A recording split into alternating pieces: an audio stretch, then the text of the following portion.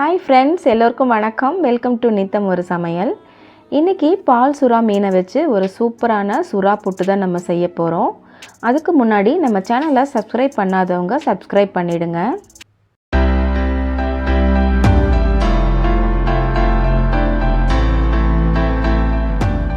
இப்போது இந்த ரெசிபி பண்ணுறதுக்கு நான் 1/2 கிலோ பால் சுறா மீன் எடுத்திருக்கேன்.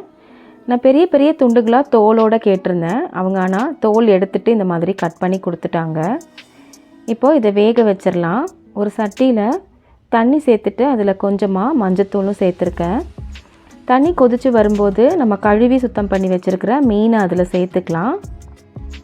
இப்போ இதுக்கு தேவையான உப்பையும் நம்ம சேர்த்துட்டு ஒரு தடவை நல்லா மிக்ஸ் பண்ணிக்கலாம்.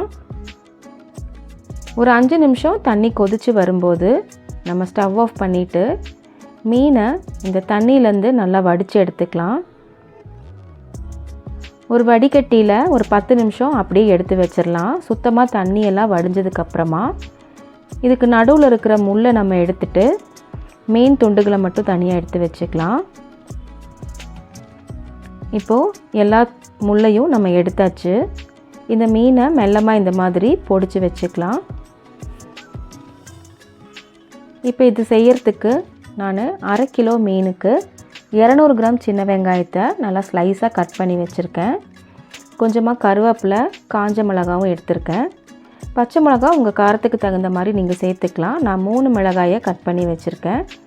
10 பல் பூண்டு, ஒரு சின்ன துண்டு இஞ்சியும் பொடி பொடியாக கட் பண்ணி வச்சுருக்கேன். ஒரு கடாயில் கொஞ்சமாக எண்ணெய் சேர்த்துட்டு கடுகு சேர்த்து பொரிஞ்சதுக்கப்புறமா இஞ்சி பூண்டும் வரமிளகாயும் சேர்த்து நல்லா வதக்கிக்கலாம். இப்போ பச்சை மிளகா சேர்த்துட்டு நம்ம கட் பண்ணி வச்சுருக்கிற சின்ன வெங்காயமும் கருவேப்பிலையும் சேர்த்து அதையும் நல்லா வதக்கிக்கலாம். சின்ன வெங்காயம் சேர்த்து செய்யும்போது தான் இந்த ரெசிபிக்கு டேஸ்ட் இன்னும் கூடுதலாக இருக்கும். இப்போ இதை நல்லா ஒரு தடவை மிக்ஸ் பண்ணி வதக்கிக்கலாம்.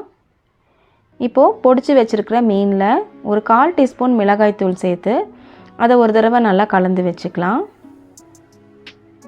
இந்த பால் சுறா மீன் பாலூட்டும் தாய்மார்களுக்கு ரொம்ப சிறந்த ஆரோக்கியமான உணவுங்க. இதை அடிக்கடி உணவில் சேர்த்துட்டு வரும்போது அவங்களுக்கு பால் நல்லா ஊறும்னு சொல்லுவாங்க.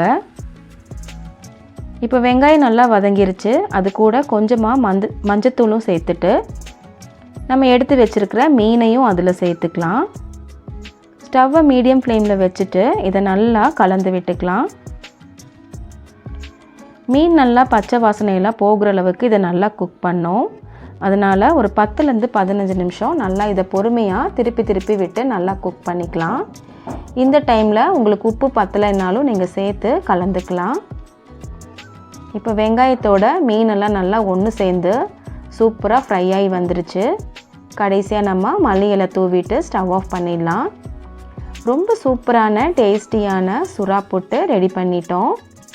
இப்போது இதை நம்ம வேற ஒரு பிளேட்டுக்கு மாற்றிடலாம்.